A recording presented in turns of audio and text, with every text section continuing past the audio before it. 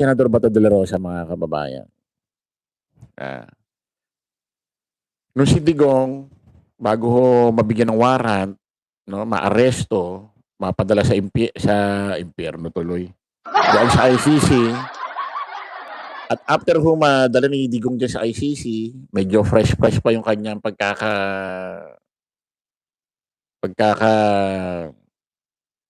kulong diyan.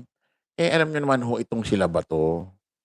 Alam niyo naman ho ito sila Bongo. Especially ito si Bato de la Rosa. Napakarami ho kasing statement nito, mga kababayan.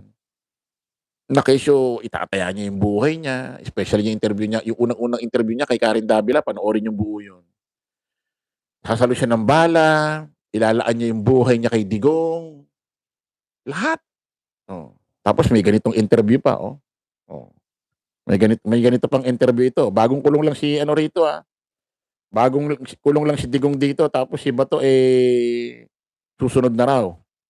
Pakinggan niyo muna 'to. Saan na ba 'yon? Ito ha.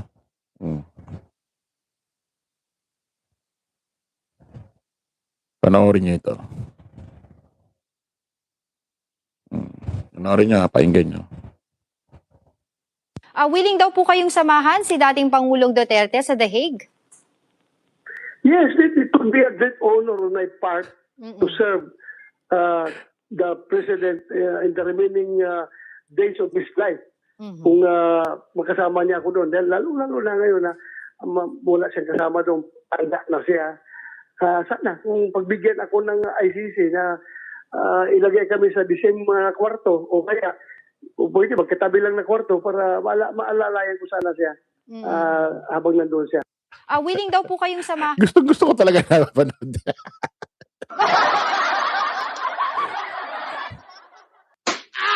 gusto ko talaga napapakinggan ito. Kailan ba magkakaroon ng rally ng against DDS? Maganda to patugtugin alas 6 ng umaga hanggang kinabukasan ng alas 6 ng umaga, no? 24 hours patugtugin to, no? Sa speaker lang puro ganito maririnig mo, no?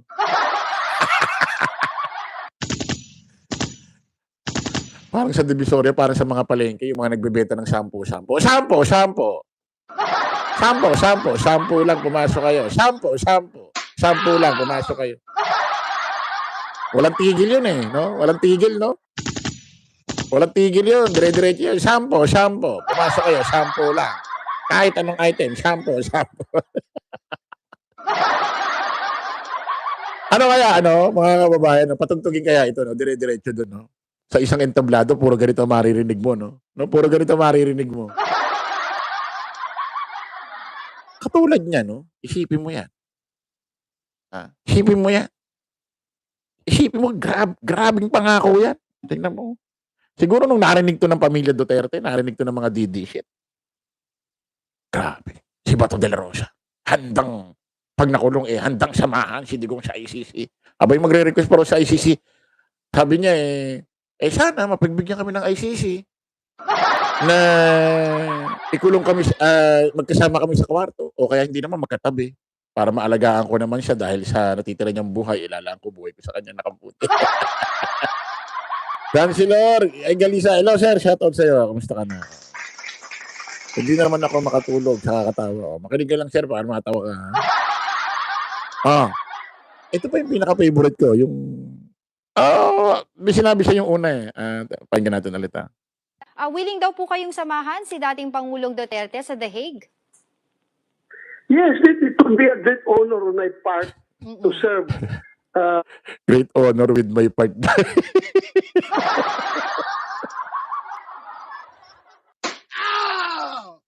Willing daw po kayong samahan si dating President Rodrigo Roa Duterte sa The Hague? Oh yes, it's a great honor with my part. Nakaputi, isipin mo yung ganun boka, no? Talagang hanga ka no? Grabe, Senador Bato de la Rosa. Lalaan yung buhay tay Tatay Digo. Wala kayo napapansin, mga kababayan. Wala kayo napapansin sa mga grupo nila. Umiikot sila sa nagtatago sila sa mga salitang matatapang Si VP Inday Lustay Duterte, ano sabi niya? Ano sabi? Sabi ng mga reporter dati nung nakaraang taon, Ma'am Vice President Inday Sara Duterte, ano po masasabi niyo? May mga nag-file na po kayo sa inyo ng mga grupo about sa impeachment case. Ano sabi ni VP Inday Sara Duterte? Ganitong ganito. Salamat. Parang gago. Sabi ni VP Inday Sara Duterte, salamat. Sa wakas, na-file na rin sa tamang forum, sa tamang lugar, para maisagot na natin ng tama yung mga issue. Nung dumating yung impeachment, no show. Parang ito si Bato. Parang si Bato, willing ka ba samahan, Senador Bato, si dating Rodrigo Roa Duterte? Oh yes, it's all my honor, it's honor with my part, sabi niya. Si Digong naman, hindi ako papahuli ng buhay. Alam mo, pag nagpunta rito yung mga ICC, pagbabaril ko na Armalite yan. Diba?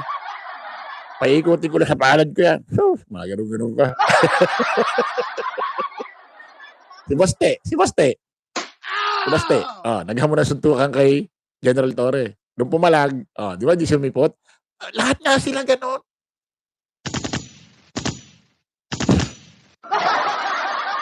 Pare-pareha sila, mga kababayan, na inaangat nila yung sarili nila sa salitang parang pakikilala nila, matapang sila.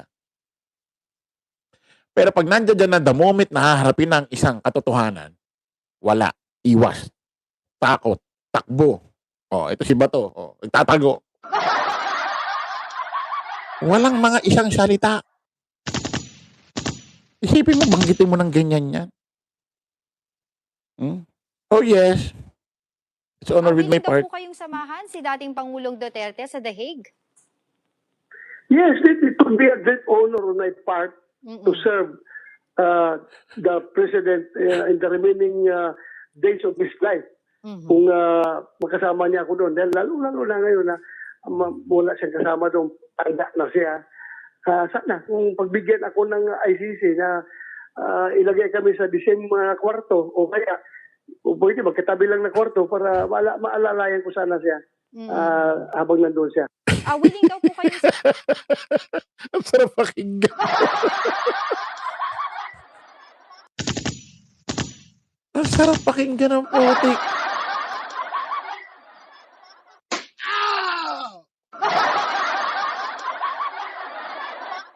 Kaya nga sabi ko sa inyo, mga kababayan, kung ako lang masusunod,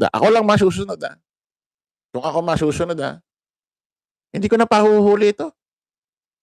Makikialam na ako. Kung halimbawa ako presidente, halimbawa lang ako, sabihin ko, halimbawa ako presidente, gagawa pa ako ng press con. Gagawa pa ako ng statement. O kaya hindi press con, statement lang. Para kunyari, simple lang. Sabihin ko, wag nang ipahuli si Bato de la Rosa. Ang gumalaw dyan, mananagot sa akin. Pag dumating ding warat ni Bongo, wag niyong paparesto yan. Pangalagaan natin yan. Protect sa kanila at all cost. Lahat pa ng maseserban ng waran galang ICC, wala nang pahuhuli. Total, si Digong naman ang may gawa niyan, lahat promotor. Siya ang pasimuno niyan. Hayaan mo siyang magdusa, mag-isa, mabulok, mag-isa doon. Isipin mo, pag yan ang sinabi ni Pangulong Bongbong Marcos, ano mararamdaman ng mga didisit? Ano mararamdaman ng pamilya Duterte?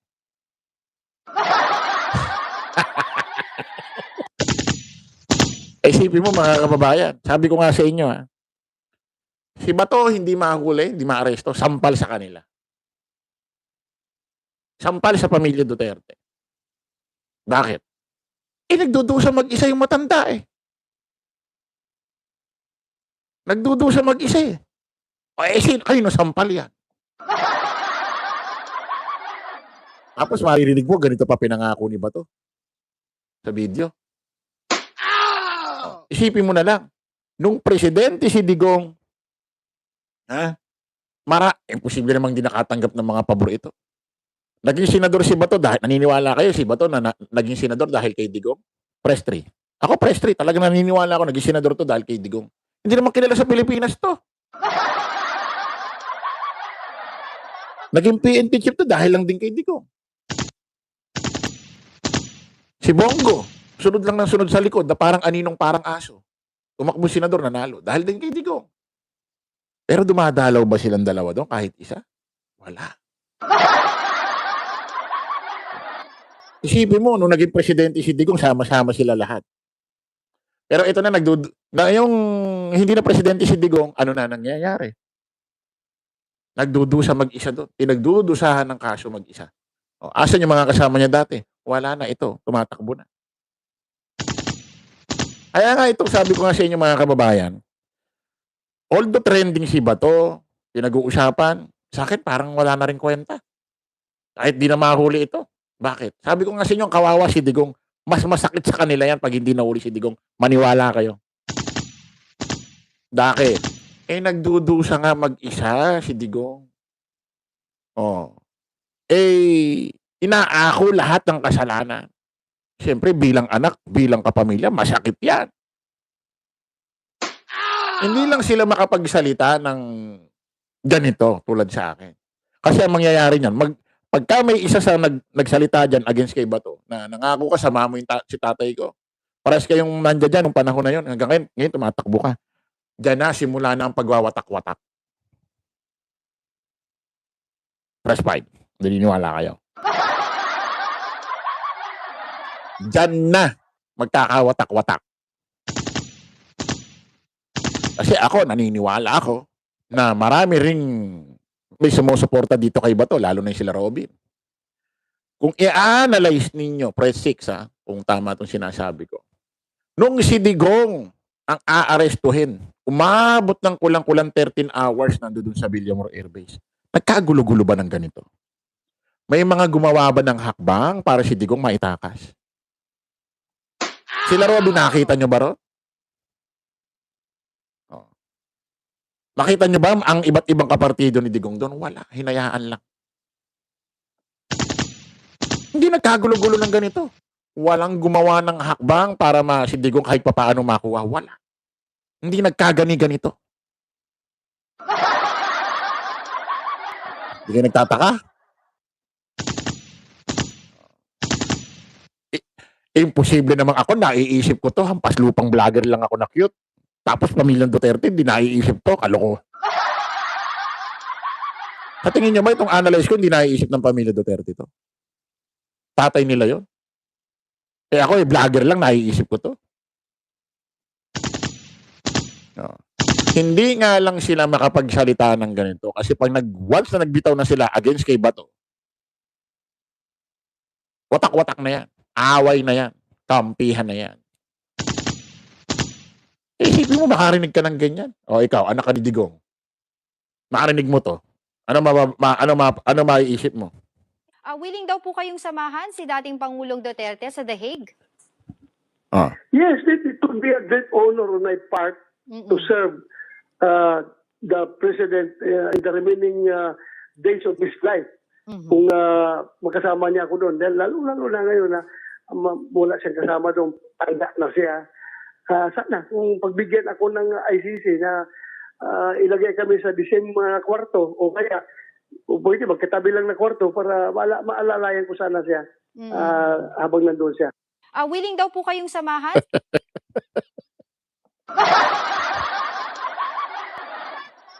Ano masasabi niyan, DDS? Kaya nga natatawa na lang ako sa mga DDS na to eh. Habang pinoprotektahan nila si Bato, hindi nila alam pinagdudusa nila si Digong mag-isa. Mga tanga talaga. Ano silbi ng si Bato, andi dito si Digong, ang nando doon? Ano silbi nun? Sige nga. Ano silbi? Wala na rin eh. Bakit? Yung pinaka-pinuno nyo eh. Kasi mga kababayan, itong mga DDS, ang pinaka-founder naman ng grupo nila, ang pinagtatanggol nila, ang pinaka-mothership nila, sino ba? Sino ba ang pinaka-pinuno? Di ba si Digong? Si Digong nandun na. Sino ba magkakainteresado niya kay Bato?